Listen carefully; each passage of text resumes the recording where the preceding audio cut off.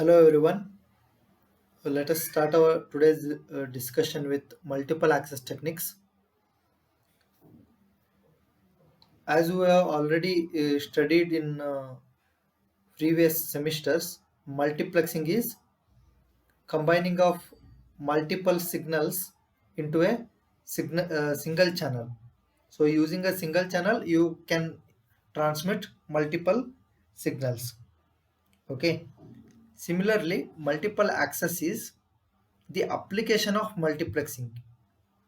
The difference being signals will be static in multiplexing. They are at same place. But in multiple access, the signals will be generated at different locations. Like you are having a mobile phone, your friend is also having, your parents will also be having mobile phone. As they roam around in a particular area and they will communicate over the phone, they will be using the same channel but might be in a different way, either frequency division multiple access or time division multiple access or the CDMA, depending on the phone and the network area. Okay. So here, coming to first multiple access, which is FDMA, frequency division multiple access. Here, the complete time will be available for each user, and user is divided in frequency. As you can see, particular amount of frequency is given to user 1, the next bandwidth is given to user 2, next will be given to user 3, but the channel is same. That you need to understand. Frequencies or the bandwidth allocation, you can consider FM radio as an example. 108 megahertz means plus or minus 200 kilohertz bandwidth at 108 megahertz will be given for user 1. Next, 98.3 megahertz means 98.3 megahertz will be given for another user. 93.5 megahertz plus or minus 200 kilohertz will be given for user 3, but they will be using the same air medium, right? Frequency is divided, but the channel will be same channel has been utilized by multiple users. That is, you can call it as FDMA. In earlier telephone systems also it was there. Now also FDMA is being used, but now orthogonal frequency division multiple access has been combined with that. Pure FDMA is like we can say not existing. It is combined version of FDMA, TDMA, CDMA, you can say. Okay. The next one is TDMA, time division multiple access. Here, FDMA is for analog multiple access technique, we can say. TDMA is digital multiple access technique, because each user will be provided with a particular amount of time where he can send or receive his information. Similarly, user 2 will be given with a particular time interval in that he has to communicate. User 3, likewise, user n number of users can communicate over the same channel with different time slot, but they can also use the same frequency. Complete frequency uh, they can use for that particular interval of time. Here it is not possible, correct? After some time, he is not going to hand over his time interval to some other user. For complete time interval, he will be using the part of the frequency. Here the entire frequency bandwidth can be utilized by a user for a short interval of time. Similarly, when it comes to CDMA, code division multiple access, it is here the user 1, user 2, user 3, likewise L number of users are there, means all will have their own PN sequence or and secret code. Based on that they will communicate, and the uh, same frequency also they can use. As you can see, complete time interval, complete frequency interval they can use, but the power levels are changed, indicating the different power levels are provided for users, and also the different PN sequence they will use, and thereby uh, interfering of signals will not happen. As we have studied in direct sequence spread spectrum, it is it avoids the interference from adjacent channels. So adjacent users are interference is avoided by using PN sequence here, or spreading of the spectrum. So that's all about the multiple access techniques. This is required for you to understand the given CDMA based IS-95 standard. Okay, this is for your syllabus. Now, with the help of CDMA, what you can do, we will discuss. It is possible to transmit many direct sequence spread spectrum signals so that they can occupy same channel bandwidth, and each channel has its own PN sequence, as I have already indicated. CDMA is widely used for voice communication. It is standardized as IS-95. It is a standard decided by the International Standards Institute, okay, which is IS-95. It uses the frequency band of 800 megahertz to 1900 megahertz. That is the frequency band allocated for CDMA all over the world. Okay, it can be reused, but in that frequency only the devices are manufactured. CDMA has the advantage that the frequency reuse factor is 1, and the bandwidth of 1.25 megahertz is used for transmission from base stations to mobile on forward link. On on separate channel, the bandwidth of 1.25 megahertz is used on reverse link. So here, uh, you are a mobile phone user with CDMA feasibility means you will be allocated a 1.25 megahertz forward link channel and a downlink channel or reverse link channel. Here, forward link means what? Base stations to mobile station or your mobile equipment. Reverse link means it is from your mobile equipment to base station. Uh, it is has a I have indicated it is forward link means actually downlink.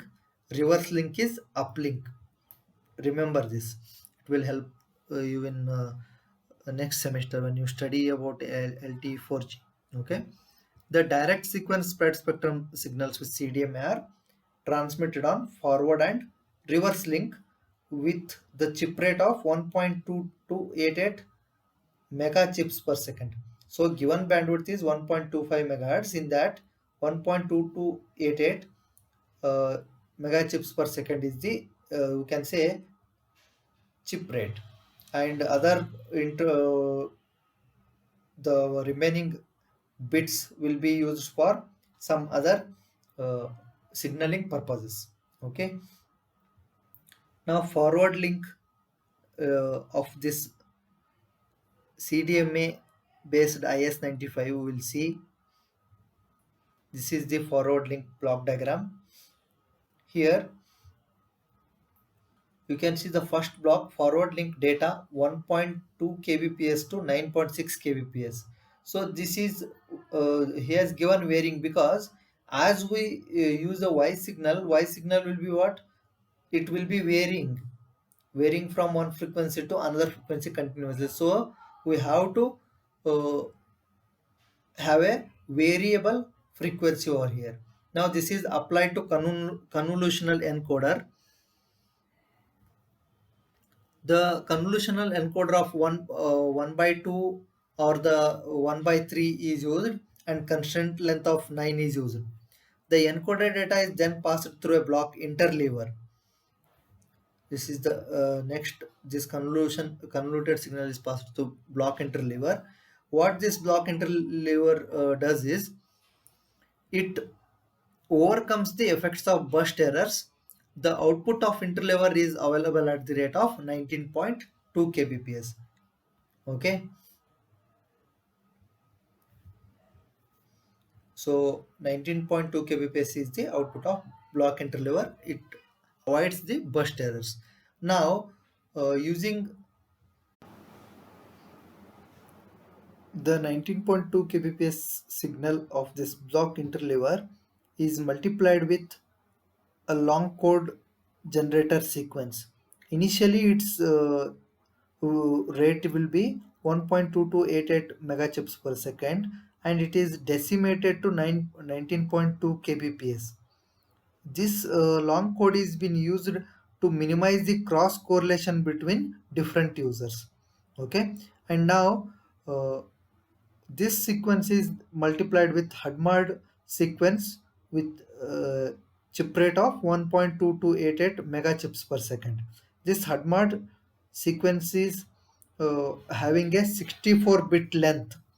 For 1 bit of information, we are going to represent a 64-bit of sequence of this particular type HUDMARD sequence, so as to have a spreading. And then the resultant sequence is now split into two channels, that is in phase channel and quadrature phase channel. In each channel, we first multiply the signal with PN sequence. These PN sequences in channel and Q channel are orthogonal to each other, so as to have the maximum uh, or zero cross correlation. After that, the signal is applied to baseband shaping filter, and in both the paths, signals from other channels in the same cell are added.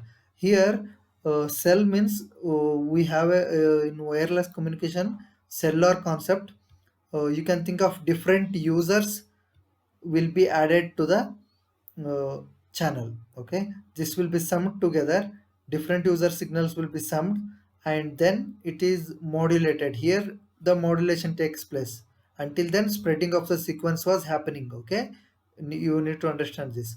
Now, the signal sine wave carrier is used in the in phase path, and in quadrature phase path, the cos signal is used, and the resultant signal is added so as to generate a BPSK signal. As we know, CDMA is a application of direct sequence spread spectrum. We are going to get a BPSK modulated signal after this particular operation. Now this signal is transmitted over the wireless medium, and this is about the forward link. Forward link is from base station to mobile receiver or your mobile equipment. Now the reverse link is mobile to base station. It is not receiver. Okay, here it is not a receiver, transmitter and receiver. It is in your mobile equipment what block is there for communication.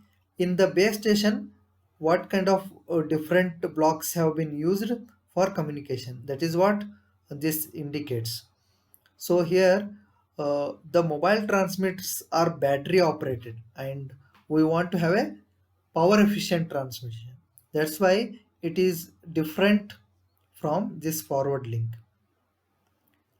Initially, these two convolutional encoder and block interleaver are same, but with different rate after the block interleaver, where it is 28.8 kbps, and the initial rate will be from 1.2 kbps to 9.6 kbps.